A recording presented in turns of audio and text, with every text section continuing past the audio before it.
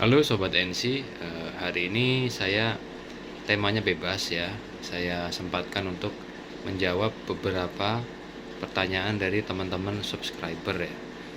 Yang pertama, kemarin ada yang bertanya, eh, setiap pagi tenggorokannya terasa mengganjal, terasa seperti radang ya, seperti radang. Terus ada yang sampai batuk-batuk ya. Mungkin itu sangat mengganggu. Jadi ketika produksi asam lambung kita masih tinggi, itu kan si asam lambung ini kan panas ya, panas karena dia kan buktinya makanan sebesar apapun dia bisa tercerna oleh asam lambung. Jadi ketika dia refleks ke atas, otomatis gasnya aja bisa menyebabkan iritasi pada saluran pencernaan kita sampai ke mulut ya. Kadang-kadang kita merasakan juga mulut kita terasa asam ya kan, karena pH-nya tinggi. Jadi itu bukan sesuatu yang perlu kita khawatirkan ya. Emang sih dalam jangka panjang pH yang tinggi di mulut itu juga bisa menyebabkan gigi keropos ya. Jadi solusinya gimana untuk mengatasi masalah tenggorokan mengganjal, kering sampai batuk-batuk, mulut asam? Itu biasakan setiap bangun tidur kalian minum air hangat ya, air hangat setiap bangun tidur. Kemudian kalian bisa juga setelah mengisi perut, biar asam lambungnya turun, kalian isi mungkin dengan oatmeal atau dengan kalau saya dulu bubur sagu ya, bubur sagu, atau bisa juga mungkin roti tapi yang nggak terlalu banyak raginya. Kemudian kalian bisa lanjutkan dengan madu ya, minum madu dengan air hangat ya. Itu juga bagus. Terus kemudian biasanya karena asam lambung kita masih tinggi, kita juga sering kena panas dalam ya. Panas dalam itu juga salah satu gejalanya adalah radang tenggorokan ya, tenggorokan kering. Terus kadang-kadang kita kayak rasanya kalau nelan sakit ya. Itu kalian juga perlu perbanyak dengan makanan yang mengandung vitamin C ya, vitamin C. Tapi di sini kan kita masih sensitif lambungnya.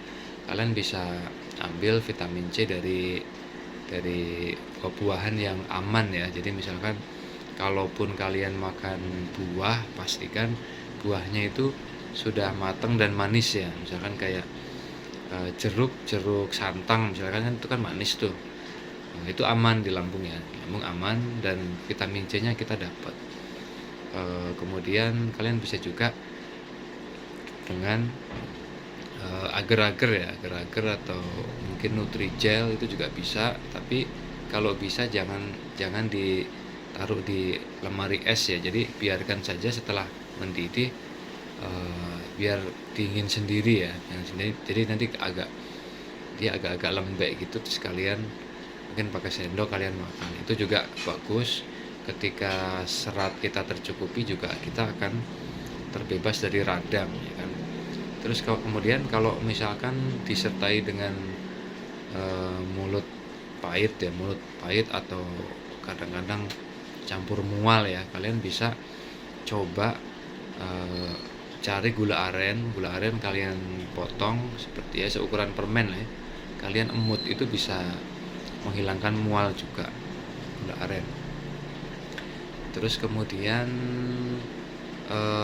ada juga nih pertanyaan yang lain. Jadi dia masih merasakan keliengan ya, misalkan keliengan apalagi ketika perutnya lagi nggak nyaman ya, dia pasti keliengan. Kalau perutnya nyaman, dia tidak merasakan keliengan. Nah, ini juga sangat wajar ya kan, karena pada saat produksi asam lambung masih tinggi, gas kita juga masih tinggi, itu kan dia kan mengembung ya, seperti balon ya, akhirnya mengganggu fungsi pernafasan. Jadi kadang-kadang kita merasa sesak atau nafas pendek, itu karena gas yang tinggi jadi menekan organ lain termasuk organ paru-paru. Akhirnya pernafasan kita tidak lancar, otomatis pasokan oksigen ke otak jadi kurang ya. Karena kurangnya oksigen di otak itulah yang menyebabkan kita seperti off balance, kita keliengan, limbung. Itu salah satunya karena oksigennya kurang. Itu solusinya kalian bisa terapkan, ada di video saya tentang keliengan. Jadi kalian latih pernafasan diafragma, terus kemudian kalian rutin lakukan setiap saat. Terus kalian juga upayakan jalan pagi setelah subuh ya. Jalan pagi itu karena kadar oksigen saat itu lagi tinggi-tingginya, itu sangat bagus untuk menambah pasokan oksigen ke otak ya. Ke otak itu juga nanti bisa mencegah keliengan. Kalau disertai dengan rasa lemas itu sangat wajar, terutama untuk teman-teman yang kecemasannya masih tinggi. Jadi orang dengan gangguan kecemasan ini sangat menghabiskan energi. Jadi kalian pastikan cek kadar gula ya, kadar glukosa. Kalau misalkan memang ternyata kurang, kalian tidak ada masalah, kalian tambah dengan asupan glukosa. Kalian lewat tadi agar-agar kan manis juga tuh, bisa juga teh manis nggak terlalu kental, atau kalian air gula juga nggak apa-apa kalau emang gulanya rendah. Bahkan di beberapa kasus ada orang yang tadinya menderita diabetes, kemudian kena anxiety disorder, gulanya langsung ngedrop ya. Jadi intinya kalian rajin cek dulu kadar gula ya kan.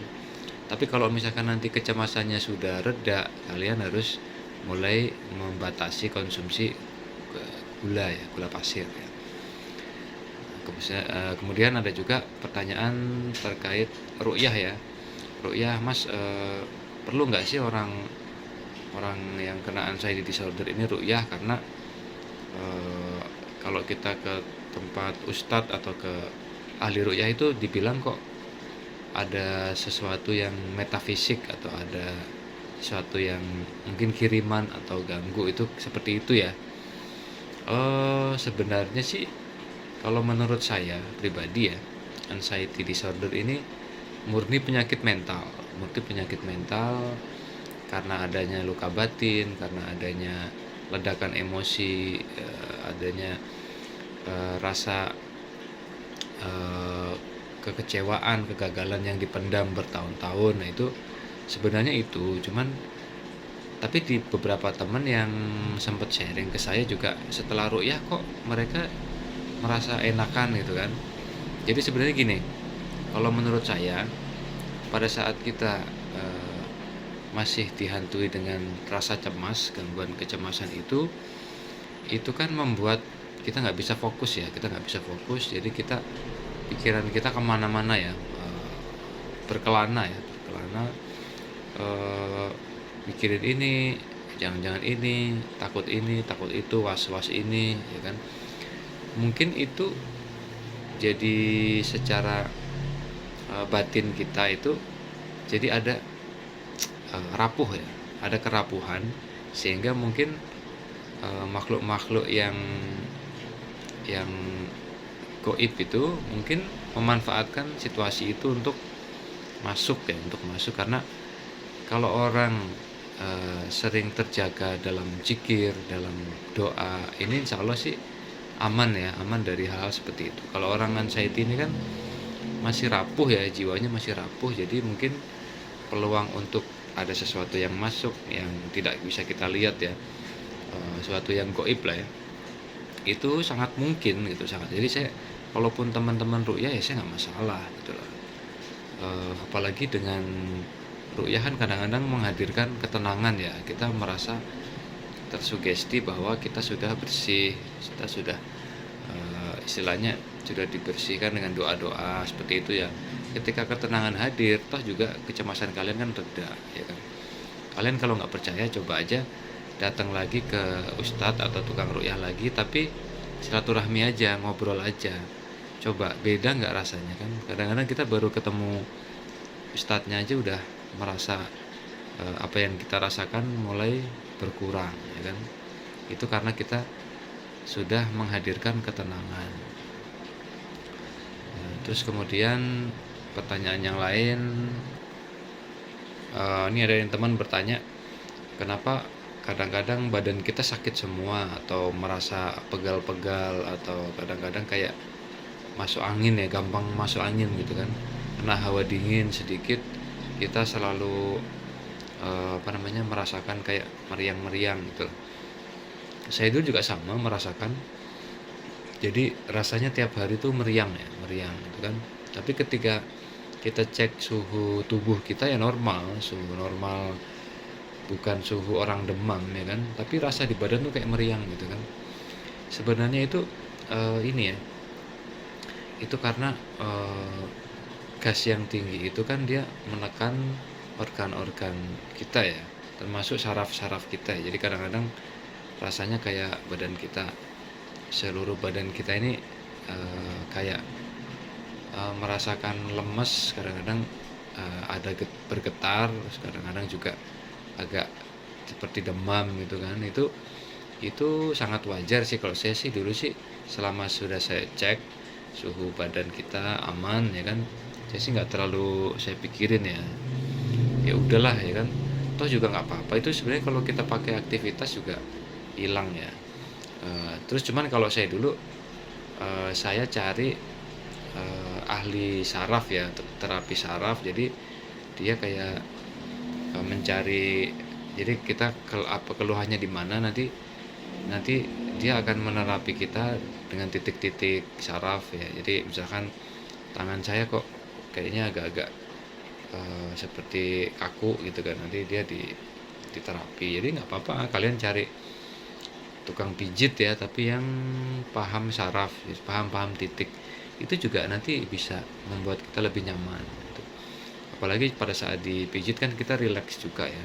Tapi kalau bisa jangan asal tukang pijit ya, yang paham titik lah. Yang paham titik biasanya nggak terlalu sakit, malah mijitnya mungkin dia sesuai ini aja. Misalkan saya keliengan gitu kan, kadang-kadang dipijit cuman di pelipis ini, di telinga dipencet-pencet, terus di sini di dekat leher. Terus kalau kalian masih sering masuk angin, di sini nih tengkuk ya, tengkuk sini nih kalau bisa kalian tutup ya. Jadi kalau yang pakai jaket ya bisa atau pakai shawl gitu nggak apa-apa, itu juga cukup membantu ya. Intinya jangan terlalu sering kena angin sini ya, bagian leher itu, karena pintu masuk untuk masuk angin di situ ya. Pokoknya kalian ikuti aja lah. Kalau rasanya seperti kedinginan ya kalian pakai sweater gitu aja, dibikin simpel aja. Wah aku kayak ngerasa kedinginan, ya udah pakai lengan panjang itu sih. Diikuti aja, nggak usah terlalu ini kenapa ya, ini gejala apa ya, udah. Jadi kalian mengikuti badan kita aja, nggak apa-apa kok ya kan. Terus kemudian ada yang bertanya tentang meditasi, apakah seberapa efektif untuk mengatasi gangguan kecemasan. Bagus ya, meditasi itu sangat bagus kalau menurut saya, termasuk salah satu metode yang powerful untuk kita mencapai ketenangan. Tadi kan kayak contoh yang kita baru ketemu dokter, yang video saya pengalaman lucu penderita GERD anxiety, kalian bisa tonton di situ. Kadang kita merasakan sensasi yang banyak, begitu kita menuju rumah sakit baru ketemu dokter aja sudah tenang, sensasi sudah reda. Atau kita mau ruqyah baru di rumah ustadznya sudah reda. Nah seperti itu kan karena kita sudah menghadirkan ketenangan, ada rasa tenang. Meditasi ini jadi salah satu fungsinya adalah untuk kita mencapai ketenangan itu ya kan, dengan kita mengosongkan diri, terus kemudian memejamkan mata, terus kita tarik nafas, lepas, hembuskan, tarik nafas lewat hidung, hembuskan lewat mulut. Jadi nanti pada saat kita seperti itu pasti banyak tuh film-film bayangan-bayangan kita, berbagai macam ya. Itu biarin aja, itu biarin lewat. Terus kalian tetap fokus ke nafas, pokoknya fokus ke nafas terus. Dan muncul gambar visual apa, tetap balik ke nafas. Pokoknya kita fokus ke nafas. Setiap keluar masuknya udara ya, masuk keluar masuknya oksigen. Nanti kalian juga untuk yang muslim bisa diisi dengan zikir kolbu ya. Jadi setiap masuk kalian sambil zikir, misalkan Allah Akbar gitu misalnya, atau setiap hembusannya kalian dalam hati Alhamdulillah gitu. Tapi dalam hati ya, itu juga bagus. Pokoknya setiap kali muncul kecemasan segala macam, kalian tetap kembalikan fokus ke nafas, atau kalian bisa fokus di titik di sini nih. Jadi kalian fokus ke titik ini.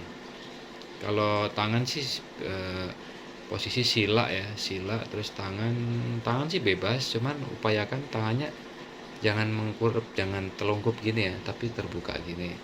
Atau kalian bisa pakai 2 jari gini, bisa atau begini juga boleh ya kan. Intinya pada saat tangan kita terbuka dan kita menarik nafas, itu oksigennya akan lebih tinggi dibanding ketika tangan kita tertelungkup gini. Kalian coba ya, minimal coba dulu deh sekali aja meditasi, pasti kalian akan merasakan efeknya. Mungkin untuk saat ini itu dulu pertanyaan-pertanyaan yang bisa kita jawab. Nanti kalau ada yang belum terjawab, kalian bisa komen. Nanti saya rekap lagi pertanyaan-pertanyaan yang bisa saya angkat untuk dijawab ya. Oke, terima kasih Sobat NC, semoga semakin membaik ya. Semoga tetap semangat ya, percaya banyak yang sembuh, kalian pasti bisa sembuh. Oke, salam bangkit.